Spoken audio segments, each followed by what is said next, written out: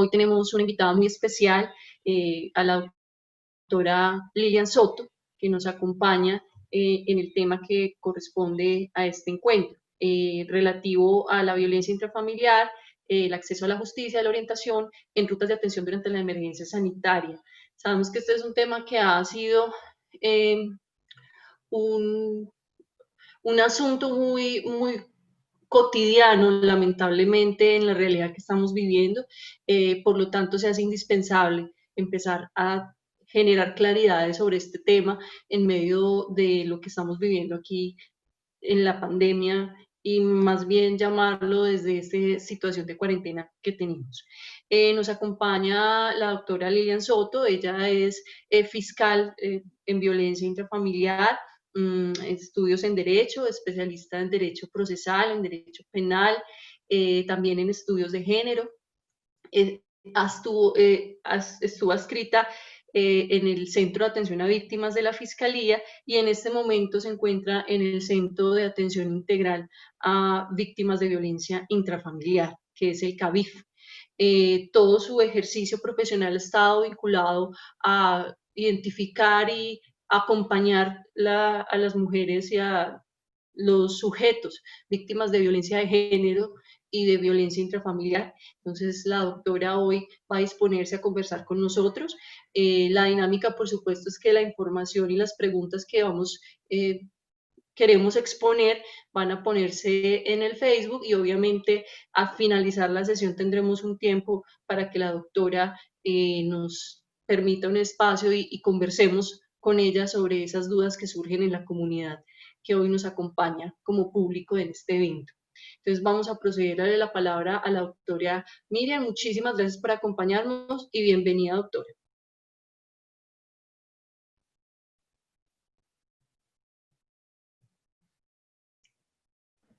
Doctora Miriam, ¿nos escuchas? Sí, ya. Perfecto. Adelante, doctora. Bueno, un saludo para todos y para todas. Muchas gracias a la universidad por querer hacer parte como de este equipo, de este trabajo mancomunado en pro de ayudar a las víctimas de violencia intrafamiliar y pues especialmente desde la Facultad de Derecho, el consultorio jurídico, el CAF. Entonces hemos planteado el tema, pues tratando de darle elementos a los estudiantes que allí están cumpliendo este servicio en esta época de pandemia, en la cual pues es de significar que las estadísticas han aumentado y el tercer delito que ocurre en la ciudad y que más denuncias tiene la violencia intrafamiliar, seguido como en sexto lugar de la violencia sexual, y si le sumamos la violencia la inasistencia alimentaria, pues vemos que son delitos que todos se relacionan con el mismo tema, usualmente violencias basadas en género o violencias contra personas que hacen parte de grupos vulnerables como niños, adultos mayores y personas en situación de discapacidad. Entonces, vamos a empezar por identificar ese artículo 229 del Código Penal que nos indica que es la violencia intrafamiliar y que ha sido modificado, ha sido repensado, ha sido cambiado muchas veces. O sea, nuestro legislador ha sido tímido para tomar decisiones en la forma que debe proteger a la familia, dentro de ella a sus sujetos de especial protección, y ha sido tímido, entre otras razones, porque siempre hemos tenido un prejuicio. ¿Ese prejuicio en qué consiste? En que lo que ocurre en la casa se queda en la casa. Y en ese orden de ideas, entonces el legislador, pese a que tenía convenciones internacionales suscritas de tiempo atrás, empieza a legislar sobre violencia intrafamiliar, le asigna una pena pequeña, luego lo convierte en querellable. ¿Eso qué significa? Que es la víctima quien tiene que ir a rogar la justicia. Luego permite que sea un delito conciliable, desistible, y eso poniéndole otro prejuicio, y es que hay que salvar a las familias, no hay que sancionar, sino que hay que buscar una forma de salvarlas, y eso a veces se constituye en una forma de revictimización, y entonces por esa misma razón el delito deja de ser querellable, ya se investiga de oficio, cualquier persona puede denunciar. Los servidores del Estado tenemos la obligación de, si conocemos un delito de estos, generar esa noticia criminal, y además deja de ser desistible, deja de ser conciliable. Y como última modificación, una de las últimas, está el aumento punitivo. Y el aumento punitivo, ¿qué permitió? Que frente a este delito se puedan pedir medidas privativas de la libertad para el agresor. ¿Por qué? Porque tiene una pena que se ajusta a la exigencia que trae nuestro Código de Procedimiento en el artículo 313, que nos habla que desde el factor objetivo, para pedir una medida privativa de la libertad, se requiere que la pena mínima sea de 4 años. Acá la pena mínima parte de 4 años, y si es contra una persona de especial protección, la pena parte de 6 años y va hasta 14. ¿Y por qué especialmente esa medida? Porque en ocasiones teníamos violencias intrafamiliares y se daban medidas como el desalojo, la obligación de no repetir la conducta, de ir a un tratamiento psicológico, y terminamos frente a una agresión mayor o frente a un feminicidio, pues consumado o tentado, y pues precisamente en esos casos que el riesgo de sufrir un tipo de violencia es alto, pues se habrá de tomar una medida de estas, y esa es la razón que llevó al legislador a ese aumento punitivo. Pero también el legislador hizo otras cosas. Inicialmente, este delito permitía, una vez se hallaba responsable al autor, que fuera condenado y tuviese prisión domiciliaria. ¿Eso qué hacía? Que en muchas ocasiones, desde esa prisión domiciliaria, terminaba agrediendo nuevamente a la víctima. Y es allí entonces donde se encontró necesario que se diera esa prohibición de no prisión domiciliaria para este tipo de delitos. Y ahora, en tiempos de pandemia, ¿qué ha ocurrido? Ha ocurrido que el legislador, que dijo a través del Ejecutivo en un decreto que buscaba la excarcelación masiva para evitar contagios en los penales frente a una realidad crítica de hacinamiento que tenemos en nuestro país, y uno de los delitos que se excluye para ese beneficio es el de violencia intrafamiliar, precisamente porque en esta época de pandemia es uno de los delitos que más se ha presentado.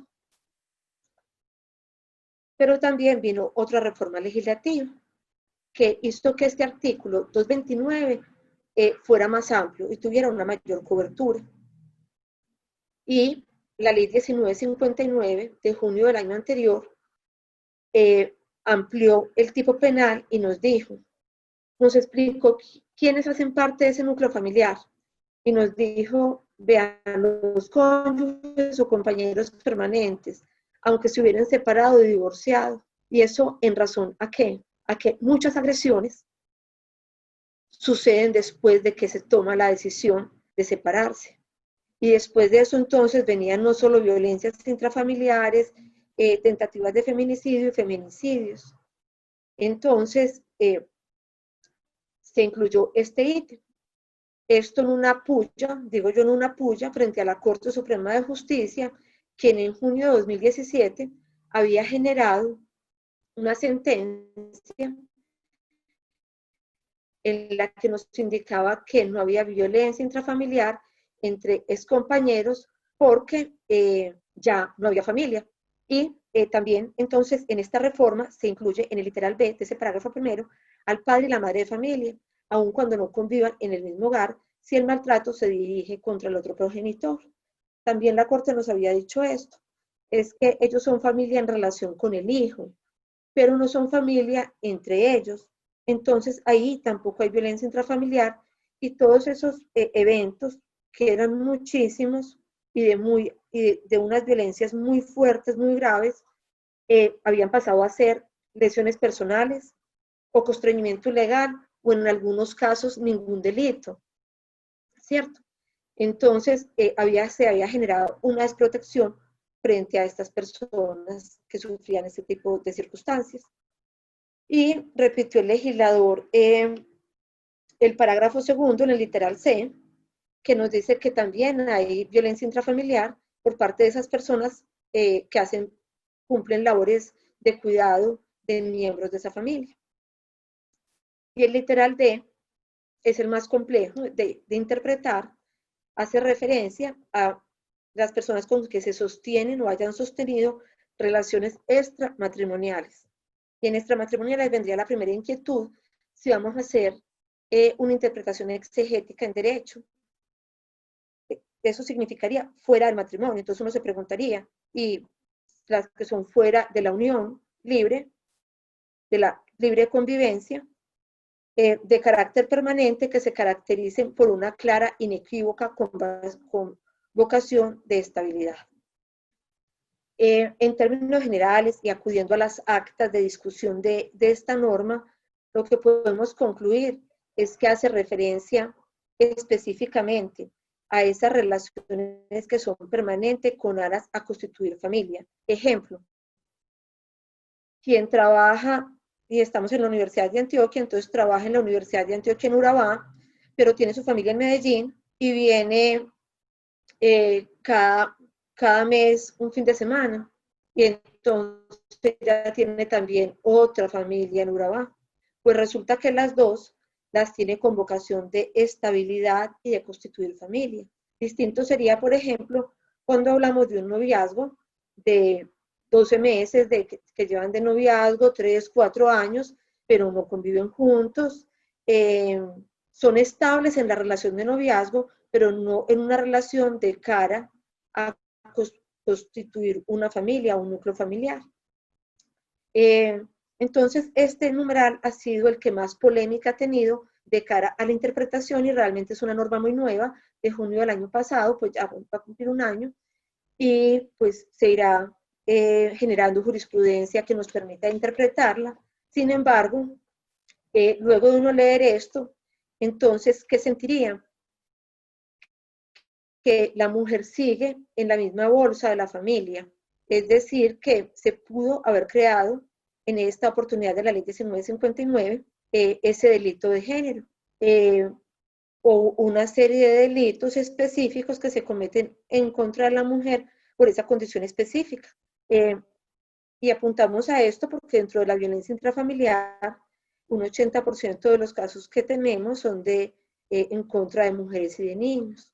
Bueno, entonces, vistas esta ampliación del tipo, tenemos por decir que este delito tiene unas características que es importante que las identifiquemos, y especialmente los abogados y los psicólogos que atienden desde los consultorios jurídicos y desde el centro de atención familiar. Entender también que la violencia económica puede subsumirse en ese verbo rector, maltratar. Es que el maltrato no solamente es físico, sino que también es psicológico, y ese maltrato económico puede ser de carácter psicológico. Un ejemplo, y es muy típico, negarle comida a la familia. En muchos de nuestros casos hay conductas que se vuelven reiterativas, que uno lee y siempre está lo mismo. Que el agresor compra comida de una calidad para él, y mientras su familia no tiene comida. Ese es un claro maltrato psicológico, así tenga referencia con la comida, o que le limite los servicios públicos, los humille por tenerles que dar un pasaje o por los suministros que puede llevar a la casa. Esa es violencia económica, y entonces nosotros le hacemos la interpretación, o la Corte también ha venido haciéndola, como una forma de violencia psicológica. También otra característica es que el delito de violencia intrafamiliar es un delito de mera conducta, no requiere que el daño devenga en incapacidad, enfermedad, deformidad o perturbación psíquica. Y aquí a veces solemos tener la confusión con las lesiones personales. Entonces, cuando un usuario va a nuestros servicios, solemos decirle que no hay violencia intrafamiliar porque es que no hay una incapacidad física, porque es que nunca fue al médico, porque es que esos puños no le dejaron pues un morado muy grande, o porque esos maltratos psicológicos no alcanzaron a perturbarlo. Y entonces aquí hablamos, por ejemplo, de personas que tienen una alta capacidad de resiliencia, o que emprenden una terapia muy adecuada para superar esa violencia que están sufriendo, y eso no significa que no fueron víctimas de esa violencia intrafamiliar de carácter psicológico. También el delito de violencia intrafamiliar no requiere ser reiterado o prolongado, por lo que puede ser un suceso único. Y frente a eso es importante indicar que la Corte Suprema de Justicia, en su sala penal, especialmente a través de una serie de sentencias de la doctora Patricia Salazar Cuellar, se ha venido pronunciando en indicar que la violencia intrafamiliar debe ser contextual, que se debe establecer el contexto de esa violencia, y que en los casos en que es contra las mujeres, se debe establecer que es por la condición de ser mujer. Sin embargo, ella deja claro en sus sentencias que hay eventos tan fuertes que pueden ser un hecho único. ¿Y esto qué nos ha permitido? Para mí han sido muy buen recibo estas decisiones de la Corte, porque a veces nos vemos en la encrucijada de decidir que es un maltrato, y entonces en todas las familias habría un maltrato, y todos pues no podrían llegar a las esferas del derecho penal para lograr o buscar una condena en contra de uno de los miembros del núcleo familiar. Precisamente eso nos ayuda entonces a través de esa ponderación a ubicar realmente y hacer un juicio de tipicidad pues mucho más adecuado. Entonces también, como veíamos ahora, hay conductas que quedan por fuera de esa violencia intrafamiliar. Por ejemplo, cuando hablábamos de los novios, ese novio que entonces violenta físicamente a su novia, estaríamos frente a unas lesiones dolorosas agravadas por el hecho de ser mujer, siempre y cuando generen una incapacidad, y dependiendo del tipo de incapacidad, pues ya se hará la adecuación típica en el artículo 111 y siguientes. También puede darse un constreñimiento, cuando le dice, es que si no volves conmigo te voy a matar. También pueden haber injurias o calumnias, injurias por vía de hecho, cuando luego de la relación que no era familia, se publicaron algunas fotografías íntimas o se divulgaron situaciones íntimas de la pareja. Sin embargo, estas conductas, por ser delitos basados en la condición de ser mujer, o sea, que se ejerció esta violencia en contra de una persona por su condición, tienen la aplicabilidad de la Ley 1257 de 2008, y eso qué significa, que pueden ser acreedoras a las medidas de protección que allí se establecen. Entonces vemos que los sujetos de mayor vulneración son las mujeres, los niños y las niñas, los ancianos y las personas en situación de discapacidad, y por esa razón pues igualmente se agrava la conducta. Como decíamos que la violencia intrafamiliar especialmente se presenta en contra de las mujeres, y es la que más desarrollo legislativo ha tenido, hay una sentencia del 1 de octubre de 2020 con el radicado CP 4135-2019, y allí la doctora Patricia Salazar Cuellar nos dice, es que hay que establecer esa condición de ser mujer que exige el artículo 229 en el inciso segundo, y hace un paralelo, es que cuando es contra una persona por su edad, pues se demuestra por la edad, pero podría haber casos incluso en que habría que hacer un juicio más profundo. Los casos de los niños, pues obviamente es por su condición de niños de su edad, y hace referencia a que si en el feminicidio se estableció que era necesario establecer que se cometía este homicidio, esta violencia por ese hecho de ser mujer, acá en la violencia intrafamiliar también se debía de hacer, y fundamentalmente ella lo justifica desde el derecho a la verdad y desde el derecho a traer vigentes, o sea, a cobrar vigencia los tratados internacionales que realmente protegen a las mujeres, porque no es lo mismo obtener una condena porque maltrataron a una mujer que obtener una condena en la que se pudo establecer efectivamente esas situaciones como antecedentes de violencia, ataques verbales, desprecio, subordinación, privación de recursos, superioridad, ideas misóginas, patrones de machismos y micromachismos, se pueden identificar los ciclos de violencia. Entonces allí las posiciones han estado separadas. Hay quienes dicen es que es un derecho que ya nos habíamos ganado las mujeres, que no requeríamos probar en la violencia intrafamiliar, que se nos ejercía por ser mujeres. Y de hecho en uno de los salvamentos de voto, de una sentencia de este año, que profiere esta misma magistrada, en igual sentido, el salvamento de voto pues va encaminado a eso, que no es necesario hacer ese juicio o esa valoración y esa prueba de establecer de que la violencia es por el hecho de ser mujer. Mi posición personal es que se debe de hacer y que no es difícil. O sea, es una carga para la fiscalía que no es difícil de cumplir, porque realmente cuando estamos frente a una violencia contra una mujer por esas conductas, fácilmente va a fluir de la misma declaración de ella y de quienes han sido testigos, incluso de los mensajes de texto que ya se han convertido en un elemento probatorio importante, de los audios, se va a establecer que es por esa condición de ser mujer. Y también considero que ese derecho a la verdad es fundamental del debido proceso, que es fundamental y rector de la investigación penal.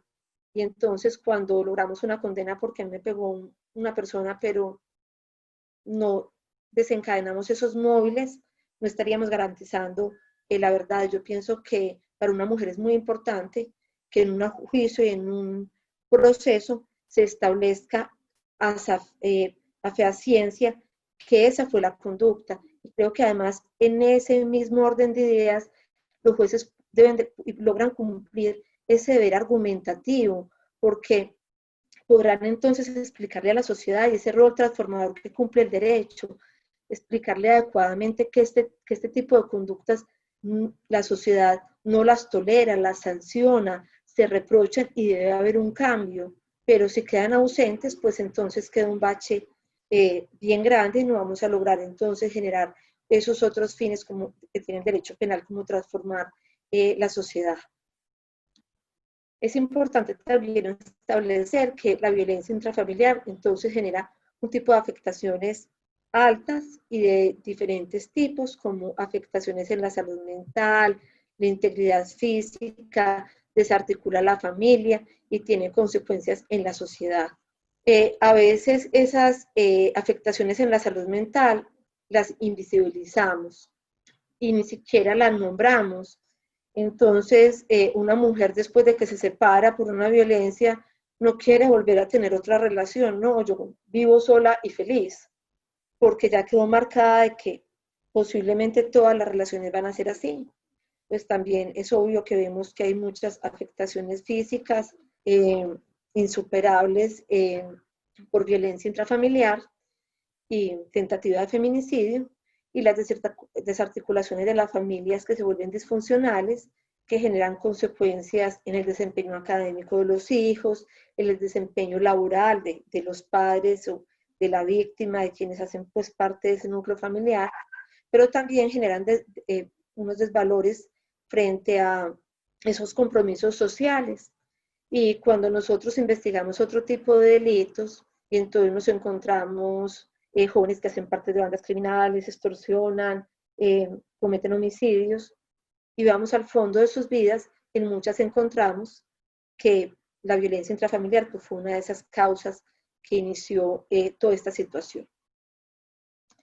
Entonces ya ustedes como abogados tienen un panorama breve, simple que les hemos dado acá, pero que nos permite decir qué puede ser violencia intrafamiliar cuando desde los consultorios jurídicos escuchen un relato de una persona que acude para contar una problemática.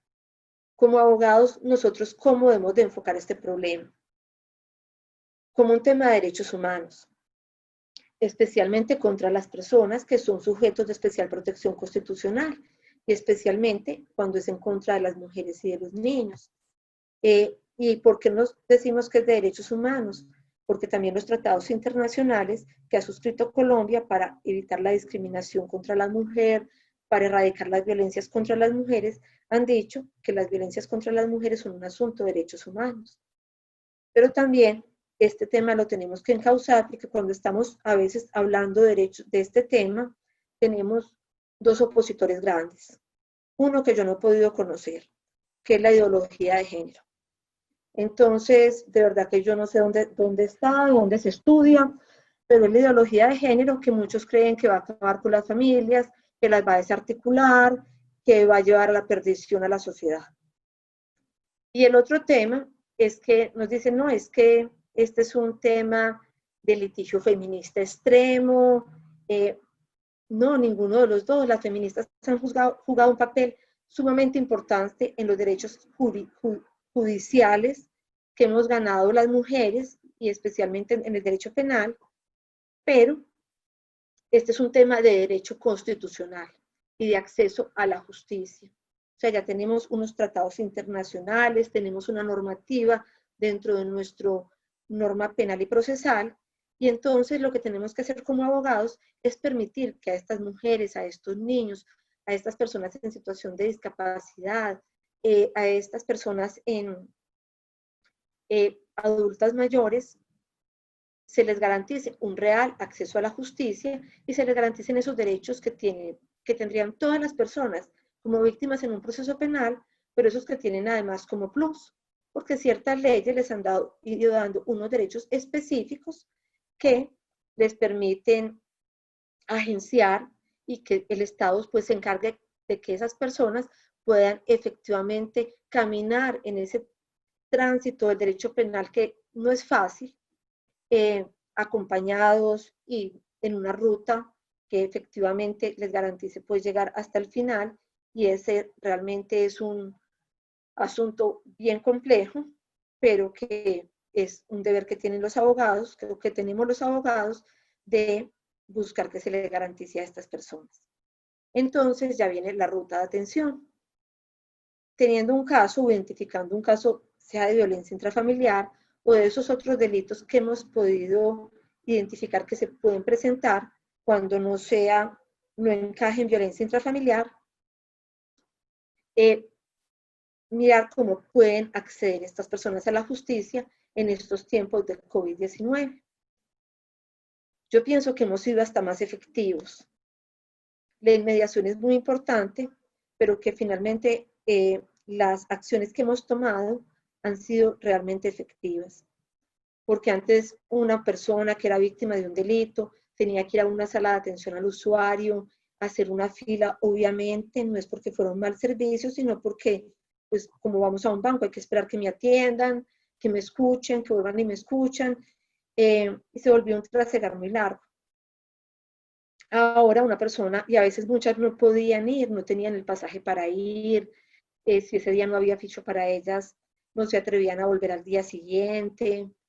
O sea, les daba mucho miedo tomar la decisión, el paso de llegar hasta la sala de denuncias. Ahora desde su celular pueden marcar al 122. También desde todo el país pueden marcar un teléfono fijo que es el 018.000, 919, 748. Estos dos teléfonos funcionan de domingo a domingo, las 24 horas del día. Obviamente por estos tiempos de pandemia han estado muy congestionados, pero se logra tener la comunicación. También hay un correo electrónico que se llama denuncianónima@fiscalía.gov.co, y este correo va encaminado específicamente. Ahora hablábamos de que la denuncia la puede dar cualquier persona, que antes solamente era la víctima, que tocaba la puerta de la fiscalía. Ahora puede cualquier persona denunciarlo y en muchas ocasiones no lo quiere hacer directamente. Entonces está la posibilidad que yo cuente, mire, es que mi vecina le pasan estas cosas, es que hay un niño, cada rato nos llegan casos de niños, mire, es que a este niño vimos que lo gritan, está con morados, lo maltratan, pero nos da miedo ir a denunciar.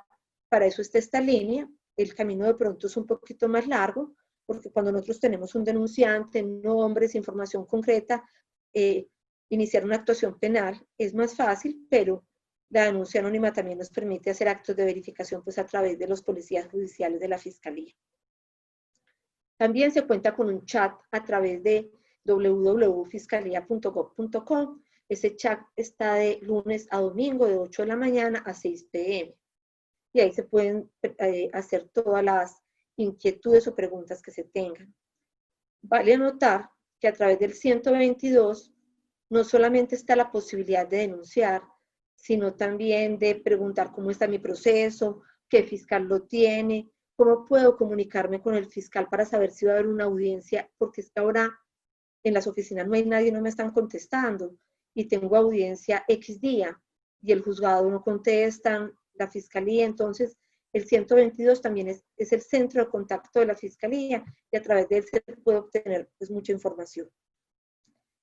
También acá en Medellín hay una forma de acceder, que es la mesa de control.usuariosmedellín.med, mesacontrol.usuariosmed@fiscalía.gov.co. Este es un correo electrónico de la Dirección Seccional de Medellín, a través del cual se pueden hacer llegar denuncias escritas o información sobre este tipo de violencias, pues y sobre otra información que se requiera de la Fiscalía. Y la línea 123 Mujer, esta línea pues ha sido muy exitosa en la ciudad y tiene un enlace bien directo con nosotros. Ellos reciben la información, la remiten a la mesa de control y se crea inmediatamente la denuncia y es asignada. Entonces, esta sería como la forma en que hoy un practicante del consultorio jurídico, del CAF, o un ciudadano que quiera acceder a la justicia, puede hacerlo en estos momentos. También tenemos unas líneas de emergencia.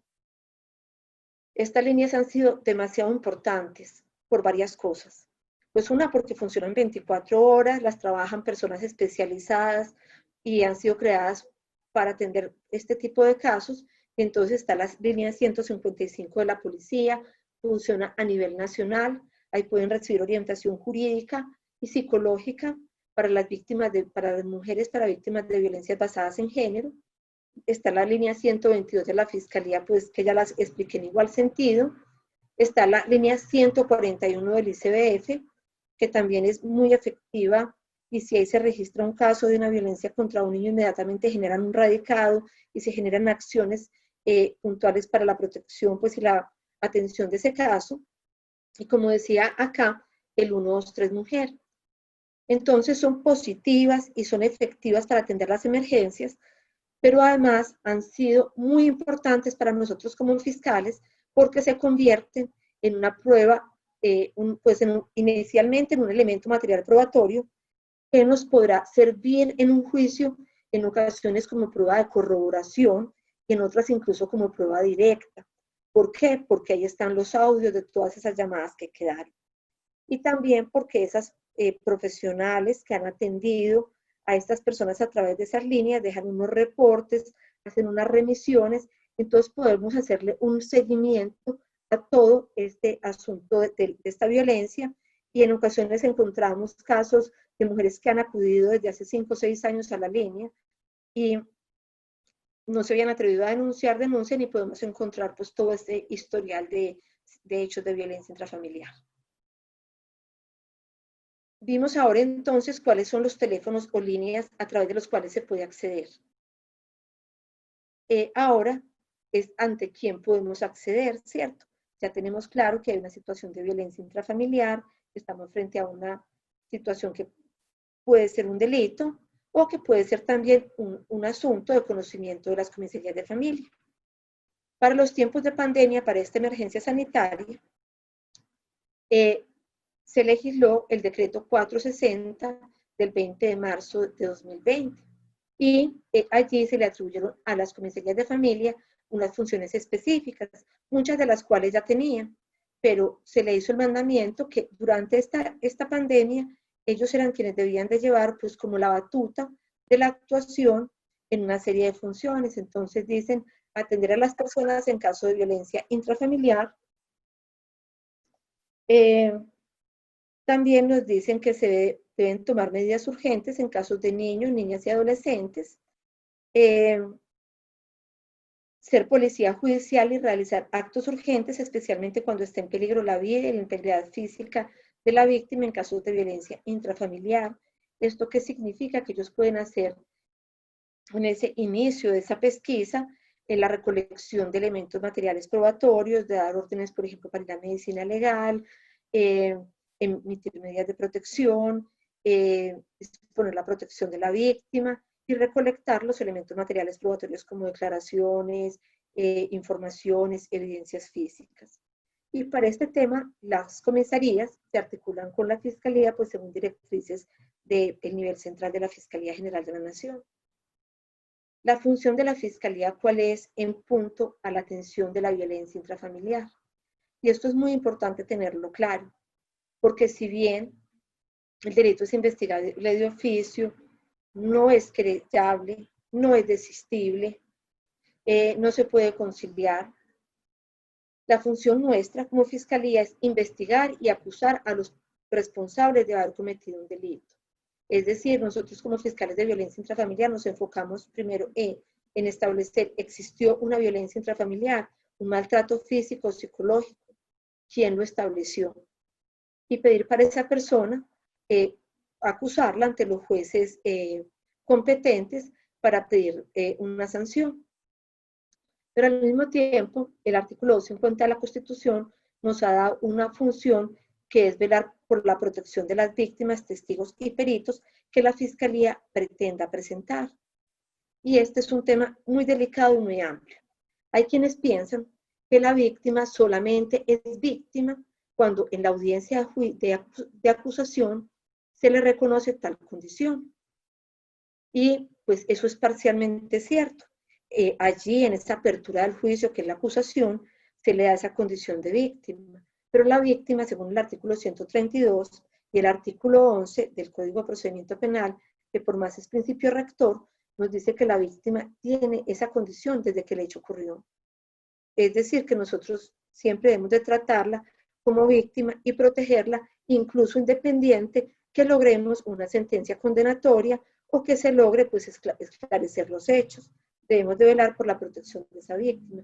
Y es por ello entonces que la Fiscalía tiene también la función de acudir ante los jueces de control de garantías para pedir medidas de atención en salud, de protección, o medidas de las que trae nuestro Código de Procedimiento Penal en el artículo 307, que son la privación de la libertad, la privación domiciliaria, otra serie pues de medidas que permitirían limitar que esta conducta siga ocurriendo y que van a generar protección para la víctima.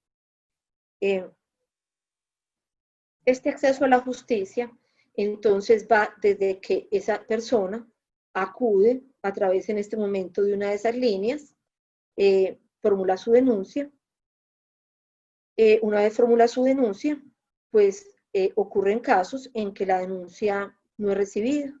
Esto es muy excepcional, pero hay noticias que para quien escucha a la persona no tienen la connotación de un delito y no reciben la denuncia. ¿Qué posibilidad tiene esta persona de insistir y solicitar que se le reciba la denuncia y que un fiscal se pronuncie sobre la misma, diciendo si la recibe o no, y diciendo si recibe o no recibe esta denuncia y los motivos por los cuales no la recibe? De rechazar la denuncia, esta víctima podrá tener la posibilidad de ir donde un juez de control de garantía para que no se le rechace su denuncia. Pero también sucede el caso que su denuncia es recibida, que la indagación preliminar se adelantó y el fiscal puede tomar, hay dos decisiones. Una, archivar el caso. En ese caso de archivo, ¿qué derecho tiene la víctima? A que se le informe el archivo, a solicitar, si no está de acuerdo con ese archivo, que ese archivo sea, valga la redundancia, desarchivado. Pues inicialmente puede hacer una petición respetuosa al fiscal, pero también puede ir ante el juez de control de garantía y explicar sus argumentos jurídicos con base en elementos materiales probatorios para desacreditar ese archivo y pedir que sea revocado. La otra decisión que puede tomar el fiscal es hacer traslado del escrito de acusación, porque ya nuestro procedimiento en violencia intrafamiliar también fue una reforma legislativa de la ley 1959, es un procedimiento abreviado, y entonces lo que puede hacer el fiscal es solicitar un espacio para hacer traslado del escrito de acusación y solicitar ante el juez de control de garantías las medidas que sean pertinentes, que como ya dije pueden ir desde solicitar la privación de la libertad hasta solicitar otro tipo de medidas que permitan la protección de la víctima. Una vez se haga el traslado del escrito de acusación, entonces se llama a la audiencia concentrada de acusación y preparatoria y ya se abre el juicio oral. Establecido entonces este camino en la fiscalía, resulta que este no es un tema solo de justicia. Entonces aquí interviene el sector salud, el ejecutivo, el sector educativo, el laboral, la sociedad civil. Y entonces en el tema de justicia tenemos otros actores. Ya vimos la comisaría de familia. Y entonces a veces también nos preguntamos, y muchos de ustedes que son estudiantes se preguntan, pero entonces hay que hacer primero la comisaría y después de la comisaría pasa a la fiscalía, o unos casos para la comisaría y otros para la fiscalía. Y eso no es absurdo, que se lo pregunten, porque en algunos municipios yo me he encontrado con profesionales del derecho que han dicho lo siguiente. No, es que el fiscal se va a dedicar a los hurtos y a las lesiones personales y el comisario a la violencia intrafamiliar. Pues resulta que no. Son dos legislaciones independientes. Una que busca un proceso penal, que es una función. La acción penal está solo en cabeza de la fiscalía, salvo casos en que puede entregar el acusador privado, y la justicia que se dispensa por parte de un comisario de familia, que si bien no hace parte o no integra la rama judicial en forma específica, pero sí tiene funciones jurisdiccionales, porque entonces al dirimir estos conflictos familiares, está diciendo el derecho, porque está disponiendo sanciones, está dando órdenes que afectan derechos como desalojos, restricción a la libertad de locomoción, entre otras. Entonces son dos caminos independientes que buscan finalidades independientes y que se pueden transitar, o sea, puede que un caso se lleve por comisaría y también por fiscalía, o puede que el ciudadano opte solamente por ir a la fiscalía y diga, no, pues es que yo no quiero agotar la etapa de la fiscalía, de la comisaría. Esto para concluir que el uno no es prerequisito del otro. Son dos componentes de justicia distintos que se pueden trabajar al mismo tiempo, y un ejemplo muy sencillo es un accidente de tránsito, un homicidio en accidente de tránsito. El tránsito hace su trámite contravencional y la fiscalía investiga el homicidio culposo. Pero también para complementar este ejercicio de justicia, existen otros actores del Estado que nos ayudan. ¿Y quiénes son? La Defensoría del Pueblo. Ahora hablábamos que hay sujeción, dentro de ellos están las mujeres y los niños. Entonces, conforme a la ley 1257-2008 y a la 1098-2006, que protegen mujeres y niños, se le ha dado una función a la Defensoría. ¿Y cuál es? Es asignar un abogado que represente a la víctima en este proceso penal. Y eso es importante, ¿para qué? Decíamos ahora que caminar ese proceso no es fácil.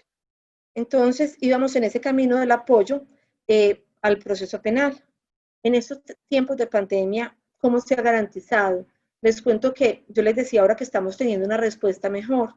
En las últimas audiencias que hemos hecho, algunos compañeros y yo hemos logrado que la representante de víctimas de la Defensoría del Pueblo o el representante se conecten a la audiencia, e incluso las víctimas.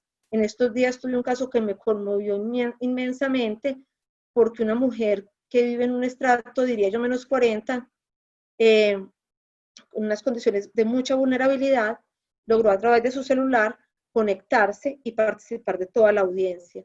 Entonces, es como ver que también se pueden garantizar y que de pronto estas situaciones nos están permitiendo traer nuevas tecnologías incluso para garantizar mucho mejor los derechos de las víctimas.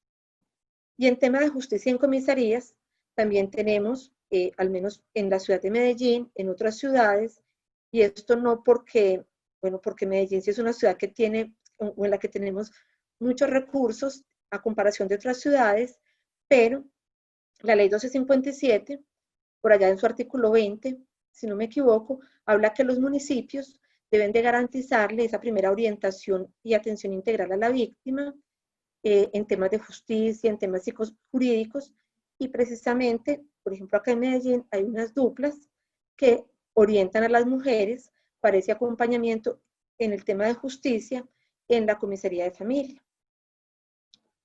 El otro sector que también tiene una corresponsabilidad en esta ruta de atención es salud, y yo pienso que en ocasiones tiene que ser el primero. O sea, antes de llegar a la fiscalía, en muchas ocasiones las mujeres y los niños y las personas deben de pasar por el sector salud, pues para que atiendan su condición física, de esa vulneración que están sufriendo, para que atiendan su situación de salud mental, esas crisis que se ha generado por ese hecho violento. Ellos nos hacen también derivaciones de los casos al sector justicia, nos pasan los reportes de los hechos que ellos conocen y activan pues la ruta.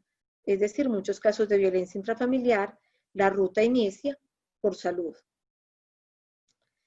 También tiene que haber un compromiso por razones de la ley 1257 del Ejecutivo, y es por eso que vemos que en las alcaldías entonces disponen hogares de acogida, línea 123, duplas y una serie de mecanismos que permiten a las mujeres garantizar sus derechos. En el tema de educación, muy importante también es otra fuente de casos para nosotros, pues no solamente ellos cumplen la función de prevención, de educar para que estas conductas se prevengan y se evite la violencia intrafamiliar, pero también el sector de educación percibe muchísimos hechos de violencia intrafamiliar, y muchas instituciones educativas se han convertido, al menos en mi despacho, en aliados especiales, porque cuando uno tiene un caso de violencia intrafamiliar, cuando yo como fiscal tengo un caso de violencia intrafamiliar y sé que hay niños, inmediatamente me comunico con la institución educativa y hago los respectivos oficios para que les den la atención. ¿Y eso qué significa? Que esa personita, que ese niño que está allí, de pronto en silencio, viviendo una cantidad de situaciones, pues pueda ser apoyado en forma efectiva frente a esa problemática, y que también nos puedan hacer un llamado de atención e incluso en ocasiones complementarnos información que puede servir al proceso. La corresponsabilidad desde el ámbito laboral y la empresa. Este es también importantísimo. Si bien muchas mujeres que trabajan son sujetos, son víctimas de violencia intrafamiliar, o sea, esto no tiene, la violencia contra la mujer no tiene límites en condición laboral, económica, intelectual, pero sí es mucho más fácil llevar las situaciones cuando se tiene un empleo y no hay dependencia económica. Una de las situaciones que más amarra a las mujeres a estos ciclos de violencia es la dependencia económica. Pero también en ocasiones se les genera un problema más, porque es que entonces cuando yo voy a denunciar y estoy pidiendo permisos, me echan de mi trabajo. O finalmente no me dejan ir a las citas. También sucede que, y es típico, esto también es constante, que los agresores hagan escándalos, sigan a las víctimas en sus entornos laborales. Y para una empresa, pues esto no es muy agradable. Entonces, la forma de solucionar el conflicto es indemnizando a la persona y despidiéndola. En alguna medida, la ley 1257 y el decreto reglamentario en materia laboral, pues se ha encargado de dar unas directrices sobre ese apoyo que se le debe dar a la mujer, y el Estado entra a compensar eso con una rebaja en el impuesto a la renta. Es decir, al empleador, usted está pasando por una situación difícil, tiene una persona trabajando y no está trabajando al 100, porque además está desconcentrada, está triste, está con su autoestima baja, en fin, nosotros le estamos compensando económicamente eso, pero haga el esfuerzo de mantener a esta persona y comprenda esta situación. Y finalmente, pues el llamado a la sociedad civil es a cooperar frente a este tipo de hechos.Nosotros tenemos un obstáculo grandísimo, investigativo, con la sociedad civil. Cuando llegamos a un barrio a hacer labores de vecindario y establecer quién sabe de esa familia que lleva ahí 5 años viviendo, ya tenemos 3 denuncias de violencia intrafamiliar, con hechos fuertes, y nadie sabe nada. O los que saben muchas veces nos dicen, no, es que para qué me voy a meter si es que ellos pelean y a los 8 días están juntos. Y yo quedo en un problema. O también vienen con otros estereotipos que nos dicen, es que sabe que a esa señora le gusta que le peguen, porque es que le pegó hace 15 días y ella otra vez con él, como si nada hubiese pasado. Entonces nosotros tratamos de cumplir con la sociedad como ese rol educativo cada que los abordamos, generar esa conciencia de que también tienen un rol y un compromiso importante, porque puede que hoy que nos den una información a nosotros como fiscales, o mañana, o un día que llamen al 123 a decir, enseguida de mi casa están lesionando a alguien, el esposo está lesionando a su pareja o están lesionando a un niño, van a quedar como sapos, pero luego van a quedar casi como no responsables en términos penales. Obviamente no podríamos llegar a ese punto, pero sí quedaría un sinsabor alto en su ser cuando a la vecina la mataron o al niño lo mataron y yo nunca llamé, yo nunca hice nada porque no quería quedar de sapo. Entonces es un trabajo bien importante el que puede cumplir la sociedad civil rechazando este tipo de hechos, y vemos pues que hay sociedades que ya generan reflexiones importantes, y en nuestra ciudad también tenemos colectivos de mujeres que hacen una actividad extraordinaria. A mí me encanta convocarlos a veces a las audiencias y, y lo hago por varias razones. Una de ellas es porque siempre he pensado que los jueces tienen el deber de argumentar también sus decisiones, que toda la sociedad las pueda comprender. Y ese grupo de mujeres que nos representan debe quedar y entender esa decisión que ha tomado el juez y escucharla, y él debe tener pues como esa obligación de ser tan claro para explicar su decisión a todos los sectores de la sociedad que pueden resultar afectados con ella. Entonces, es otra forma pues de participar, la que hacen los colectivos de la sociedad civil, y de generar esa corresponsabilidad, y por eso yo los ubico aquí en la ruta de atención. Además, porque por muchos colectivos de mujeres es que inicia la ruta de justicia. O sea, son esas mujeres que se van preocupando por otras y van y las llevan a la fiscalía, a la comisaría, para que inicien su proceso. Bueno, ahora en esa ruta, ¿qué hacer? ¿Qué hacemos nosotros como ciudadanos, como estudiantes de Derecho, como estudiantes de Psicología, que atendemos a una persona que es víctima de un tipo de estas violencias? Pues lo primero que tenemos que hacer es escucharla. Segundo, no juzgarla. Y esto como para los abogados. Cuando nosotros escuchamos un cliente, voy a hablar pues como que si yo fuera abogada litigante, escuchamos un cliente de un delito de hurto, nosotros no le decimos, ay, ¿usted por qué tan bobo que se dejó robar? Sí. O a una víctima de una estafa, no, es que usted sí fue pues muy bobo que se dejó estafar, no sabía que ya esto lo han sacado por propagandas y todo. Eso usualmente no lo decimos. Pero cuando viene una mujer o un niño o un adulto mayor a denunciar, empezamos a juzgar y a decir, es que, ¿quién tuvo la razón? Es que usted también debe echar mucha cantaleta. Es que usted no entiende que su marido llega cansado de trabajar y usted llega a pedirle plata para los niños, o a veces él con alcohol borracho, y usted, si él está borracho, ¿cómo le pone problema? ¿Cómo le dice que por qué se gastó el dinero del licor pues en licor y no en las cosas de los niños?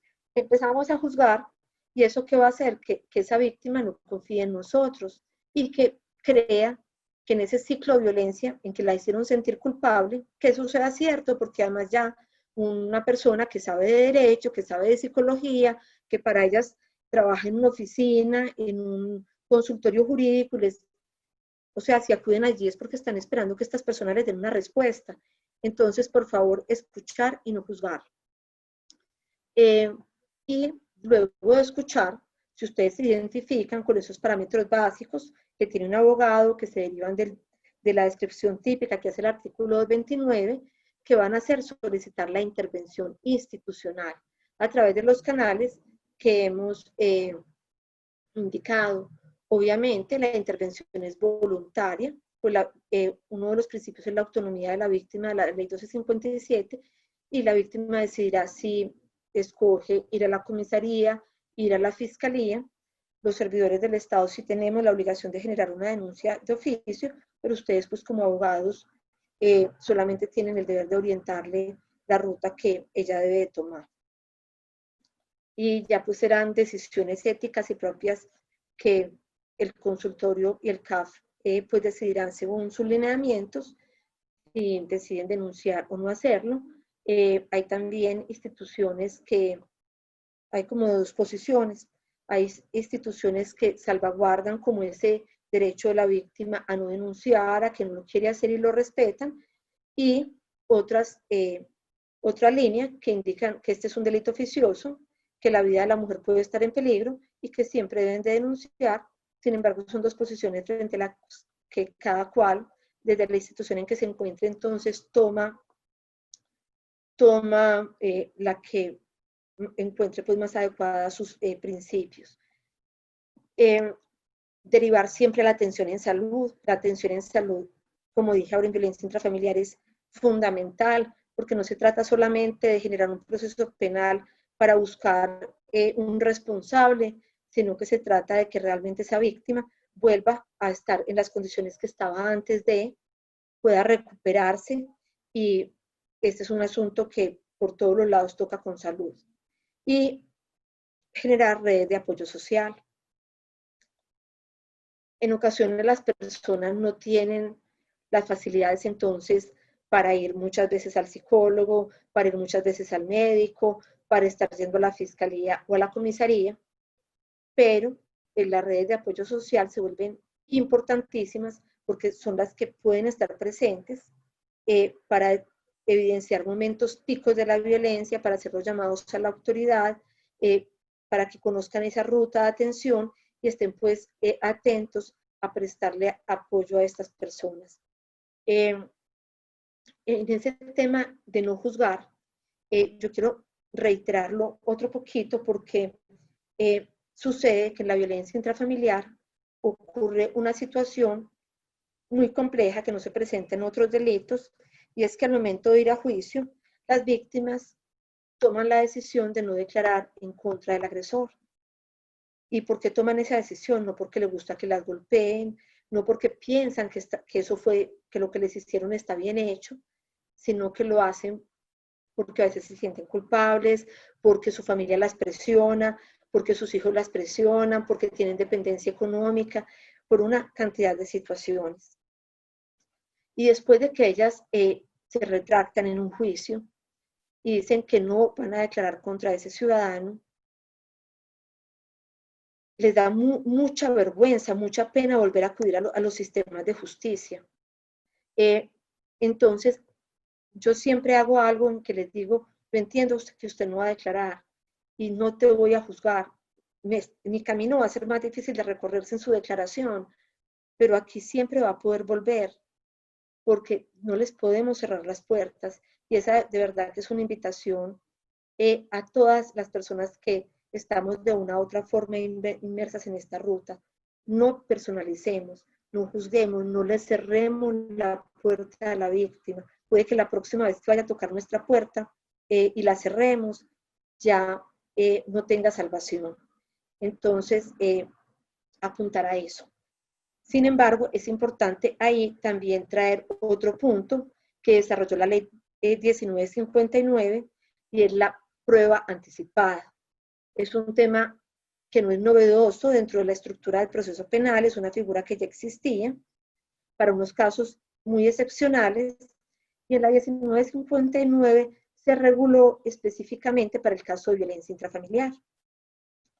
es un mecanismo que apenas estamos empezando a comprender y aplicar, que se irá desarrollando pues en el quehacer judicial, pero que también es una muy buena posibilidad para que esa declaración de la víctima que se da inicialmente se mantenga durante el proceso y hasta el juicio y no se lleve a la víctima a juicio si podemos establecer que hay peligro de revictimización y que hay, por ejemplo, dependencia económica. Y esas dos características pues se presentan muchísimo. Cuando llegamos a un juicio ya la víctima está rendida de contar la historia, no quiere volver a ver al agresor, de hecho que ese es un derecho a no confrontarse con él, pero en el juicio era el único espacio en que tenía que acudir, pues porque hace parte de esa contradicción y de ese también riñe con otro derecho fundamental que es el derecho a la defensa y a la contradicción, y entonces es un mecanismo pues muy importante que se está empezando a aplicar. En el tema de salud, es muy importante que de los consultorios jurídicos se haga ese énfasis, ese hincapié, esa remisión, incluso a veces a través de tutelas, para que las empresas de salud presten la asistencia médica, psicológica y psiquiatra a las mujeres víctimas de violencia y a sus hijos y a sus hijas. ¿Y por qué hacer hincapié en esto? Porque lo dejamos de lado y a veces creemos que con una sola cita psicológica basta. Y para ir a un psiquiatra eso es lo más difícil en una EPS, si es del régimen subsidiado, mucho más difícil. Y realmente, si se diese esa asistencia psicológica y psiquiátrica adecuada, los casos de violencia intrafamiliar yo creo que serían mucho menores. Entonces, hacer énfasis siempre que tengan un caso de estos en que la mujer pueda acceder a esos servicios.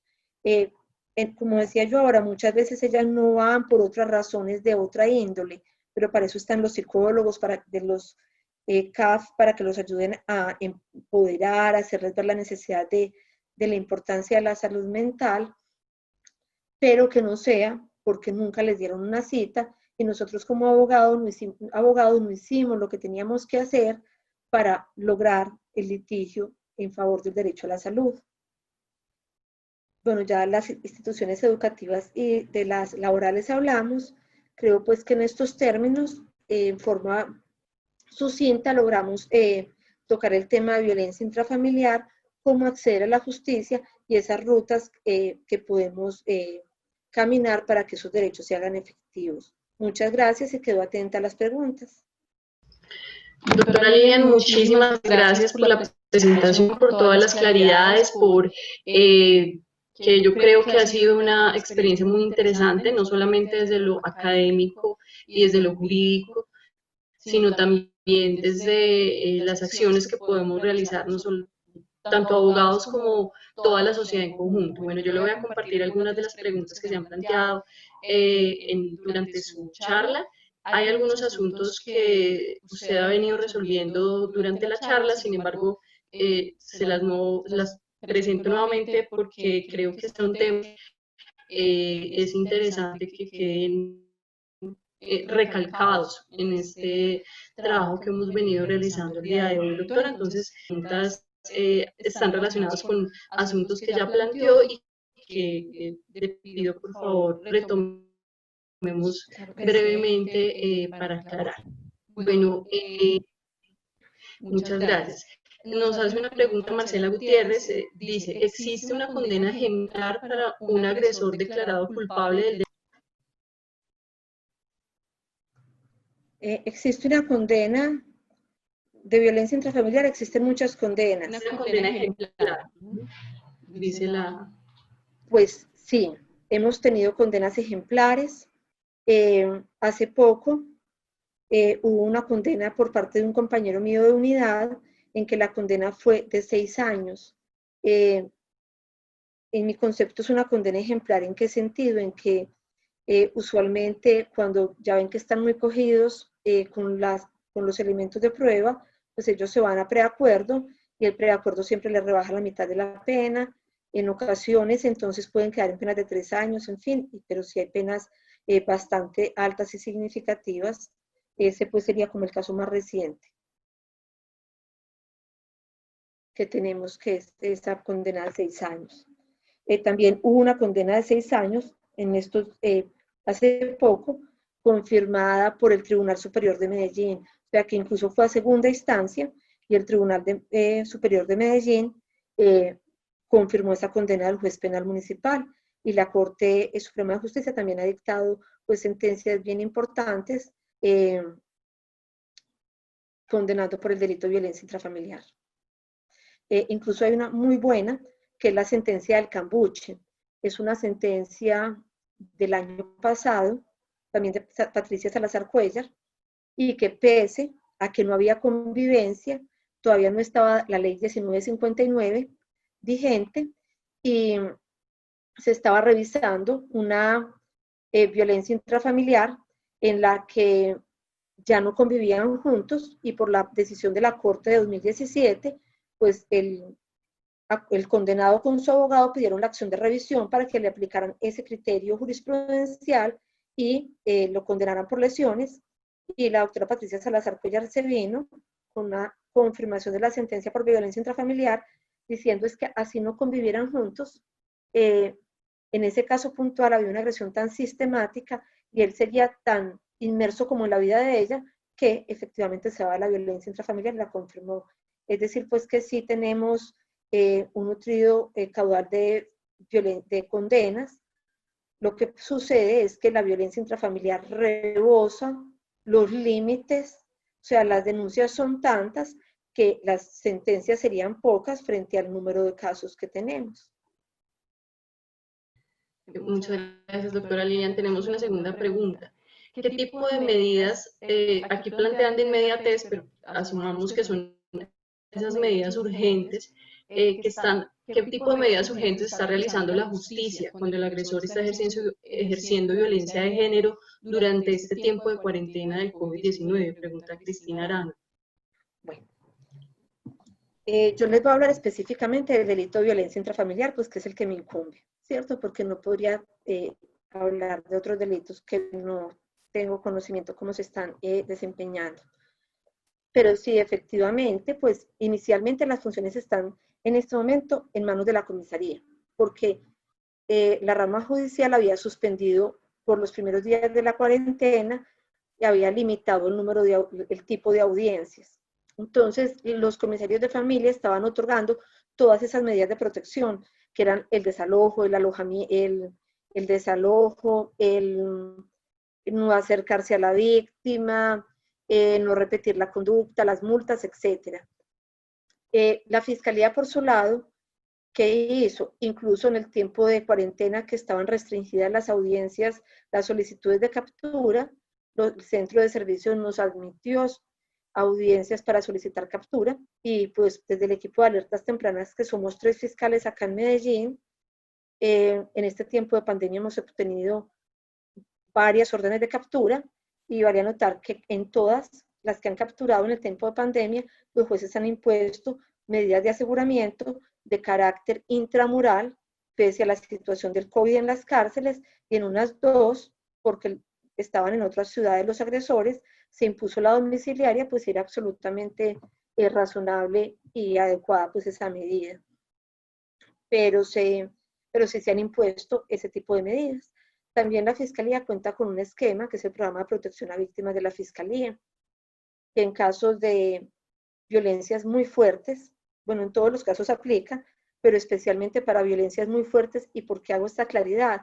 Porque es un programa que saca a la mujer del círculo familiar, del círculo social, para protegerla efectivamente, y muchas mujeres, pues no es lo que se les adecua, toda vez que lo que buscan es continuar en su entorno, con sus hijos, en el lugar donde estudian.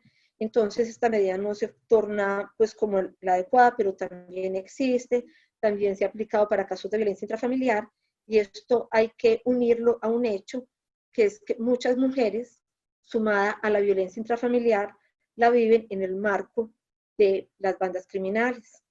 Entonces, muchas mujeres no son solamente víctimas de la violencia intrafamiliar, sino que su agresor se vale de la banda del barrio para hacerla desplazar, o le ejerce, por ejemplo, otro tipo de delito que puede ser realizado por estas bandas, le quita bienes, en fin, y eso requiere pues otro tipo de medidas más fuertes, pero sí se están dando.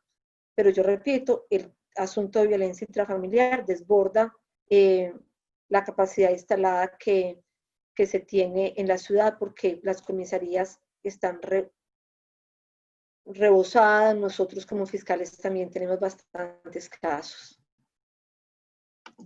Muchas gracias, doctora. Tenemos una pregunta también por parte de Ángela Correa. Nos pregunta si los pantallazos de WhatsApp pues, constituyen o podrían constituir prueba dentro del proceso penal de violencia intrafamiliar, o Sí, si viola el debido proceso. Es una prueba muy interesante. Hay una sentencia del año anterior, de este año, no la tengo a la mano, es en materia laboral, y la Corte le da un valor menguado al pantallazo, ¿cierto? Y lo que viene en contra por parte de la defensa, es decir, es que hay programas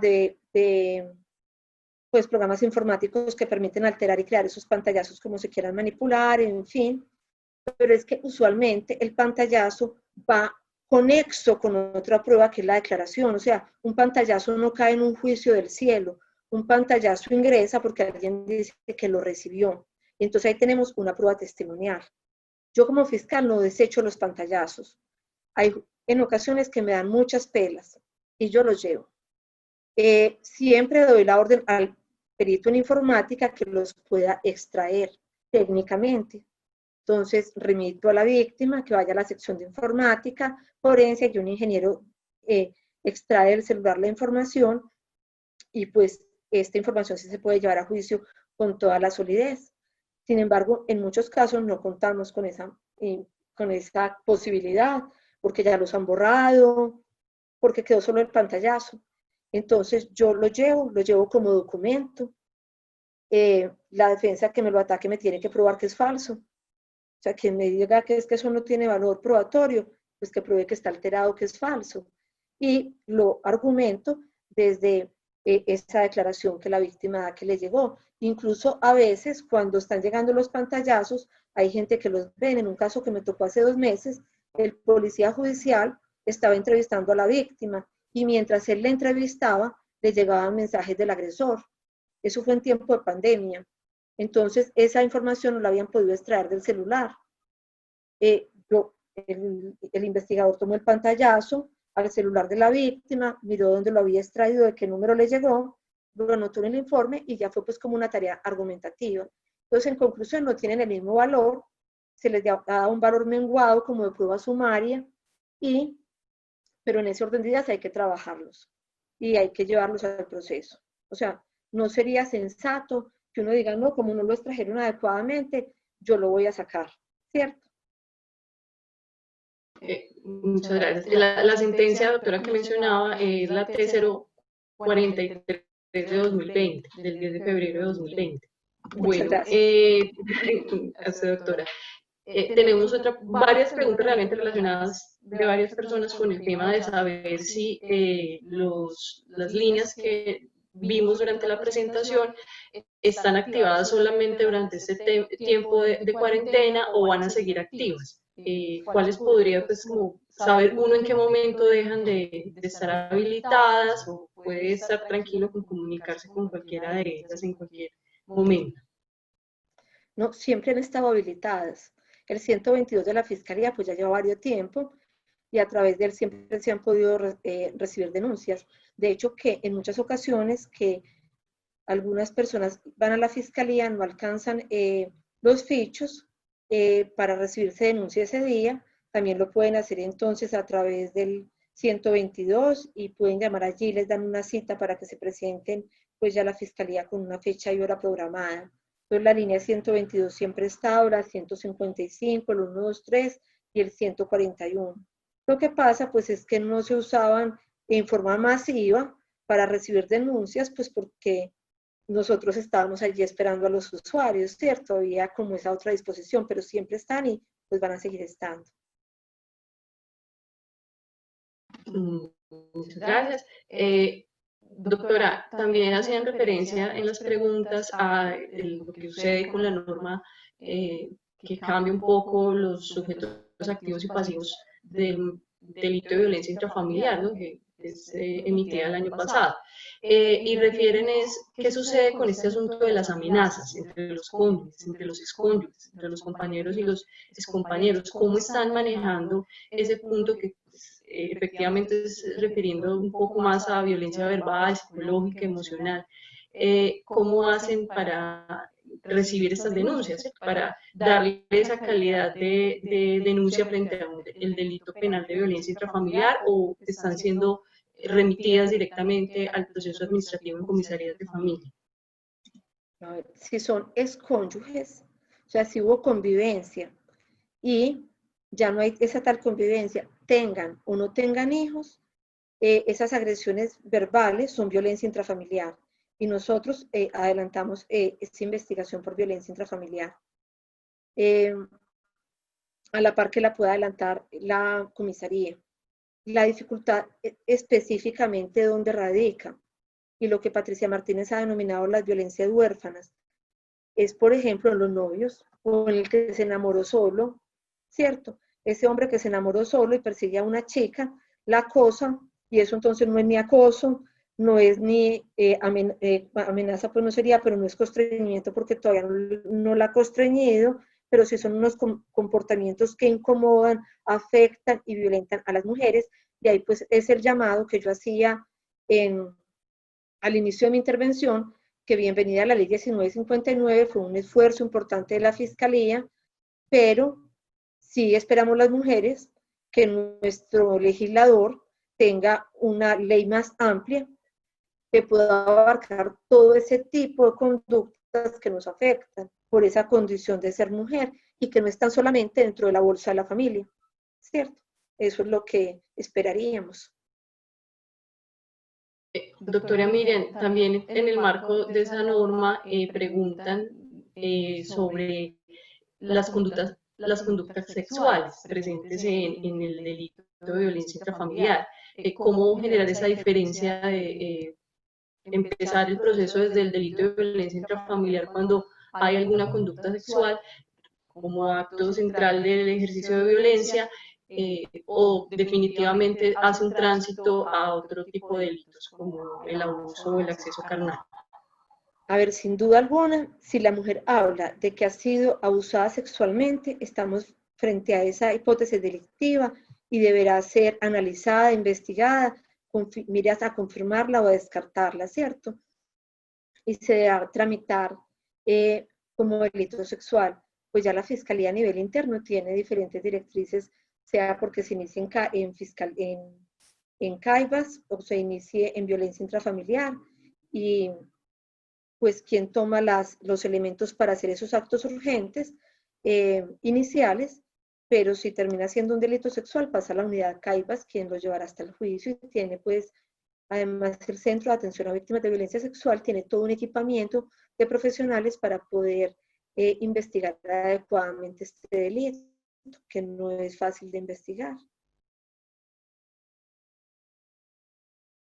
Muchas gracias, doctora. Bueno, hay ya varios comentarios refiriéndose pues, en agradecimiento principalmente, doctora, a su exposición, a la claridad de lo que ha compartido con nosotros y con nosotras. También recordándola como docente en varios escenarios y como ponente, varios agradecimientos ahí en el Facebook, y también una invitación que surge a partir de sus palabras, y es a la importancia de pensarnos en el equipo interdisciplinar, a la importancia también de trabajar conjuntamente entre las diferentes entidades y los diferentes escenarios jurídicos, sociales y familiares que están vinculados al tema de violencia. ¿Cómo se ha pensado el asunto del acompañamiento psicosocial a estos primeros momentos donde llega la víctima con esa denuncia inicial? ¿Cómo es el acompañamiento que se le brinda en temas psicosociales a esa mujer, pongámoslo, pero sabemos que puede ser cualquier integrante de la familia, pero específicamente hablemos del tema de la mujer? ¿Cómo se le da ese acompañamiento inicial a esta mujer desde el escenario psicosocial interdisciplinario? Pues a ver, ¿qué te cuento? En la Fiscalía, ¿qué hacemos? nosotros tenemos una psicóloga de base en la sala de denuncias y ella trabaja con practicantes de diferentes universidades que están allí apoyando a esas mujeres que están formulando su denuncia, incluso para esa toma de la decisión, porque muchas no saben si hacerlo o no hacerlo. Cuando nosotros les contamos qué es el proceso penal, porque hay que decírselos, hay que decirles también que es un delito y que tiene una pena, pero también hay que invitarlas a que este es el camino adecuado para defender sus derechos. Estas mujeres a veces entran en conflicto y no saben qué hacer. Entonces, ahí está pues esa psicóloga y ese grupo de estudiantes de diferentes universidades realizando ese apoyo. Ahora desde las líneas 122, 155 y 123, pues yo no tengo un conocimiento tan específico. Podría decir que el 123 mujer porque recibo informes de ellos, hace ese acompañamiento psicosocial y lo mantiene y lo remite pues para que ya las sigan acompañando pues fuera de la línea otras psicólogas, porque uno pues lo percibe cuando habla con las usuarias. Pero pienso que en ese tema nos falta muchísimo. Incluso en tiempo anterior tuvimos en la Fiscalía un proyecto que era acompañar las víctimas por parte de abogado y psicólogo en las audiencias hasta el juicio, hasta el momento final, y eso resultó ser muy valioso, porque es que cuando una mujer va a un juicio y la defensa está encargada de desacreditarla, de decir que lo que está diciendo es mentira, se somete a un interrogatorio por la fiscalía, pero después a un contra por la defensa, ve a esa persona que la violentó. Eso es demasiado fuerte para que esta persona lo afronte con un fiscal y un abogado, que a veces los tres terminamos en crisis. Entonces yo pienso que este acompañamiento psicosocial hay que repensarlo mucho más y valorarlo mucho más. Doctora, nos hacen una última pregunta sobre el tema cuando tenemos menores de edad como sujetos victimarios dentro de este proceso de violencia intrafamiliar, dentro de esta situación de violencia intrafamiliar. Nos preguntan un poco cómo se gestiona este asunto, tanto desde la Fiscalía como, por ejemplo, desde ese acompañamiento que hace el Instituto Colombiano de Bienestar Familiar. A ver, desde la Fiscalía, pues también podrían ingresar las denuncias por el 122 en estos momentos. Tenemos la unidad de infancia y adolescencia en la Floresta. Allí pueden formular las denuncias.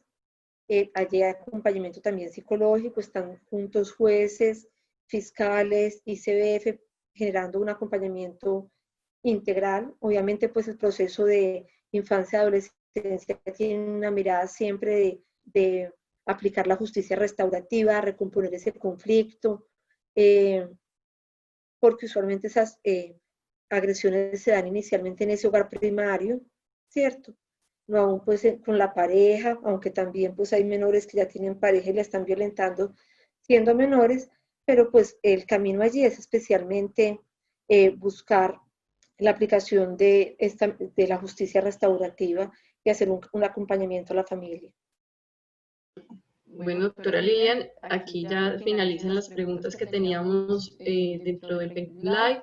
Agradecerle desde el Centro de Atención Familiar de la Universidad de Antioquia esta invitación a participar con nosotros en este encuentro, a hablar de este tema tan importante que también ha sido un tema recurrente para los consultorios jurídicos y que estamos obviamente interesados en generar acompañamiento a la comunidad desde ese punto. Muchas gracias. Les recuerdo a todos que el Facebook Live les permite nuevamente repetir este video porque han preguntado por las memorias. Entonces es posible acceder a esta información nuevamente, ver el video completo con la presentación de la doctora Lilian dentro de toda la jornada de hoy. Doctora Lilian, nuevamente muchas gracias por su compañía. Esperamos volverla a tener con nosotros nuevamente. Muchas gracias a todos los participantes también. Doctora, adelante para la despedida, la escuchamos. Sí, bueno, muchas gracias a ustedes y que también sea como el principio para fortalecer ese nexo, pues esa unión entre el consultorio jurídico de la universidad, el CAF y la sala de atención a denuncias y los diferentes centros de atención integral a víctimas de la Fiscalía. Entonces yo quedo atenta si requieren los datos de los coordinadores, pues, la información propia de los servicios que allí pueden tener, para que pues, podamos empezar a hacer una verdadera red de apoyo. Doctora, muchas gracias por la invitación. Por supuesto, seguramente nos contactaremos para continuar este trabajo conjuntamente. Invito a quienes también hacen parte de esta llamada, de este encuentro, que no hacen parte del ejercicio que estamos realizando desde el Centro de Atención Familiar del Consultorio Jurídico de la Universidad de Antioquia, a recordar los enlaces y la información que nos brindó la doctora Lilian para conectarnos con la denuncia, con los escenarios de la Fiscalía que acompañan el tema de violencia intrafamiliar para obtener esa misma información. Doctora Lidia, nuevamente, muchísimas gracias por toda la tarde. Muchísimas gracias a todos por participar. Y entonces así damos cierre a este encuentro el día de hoy.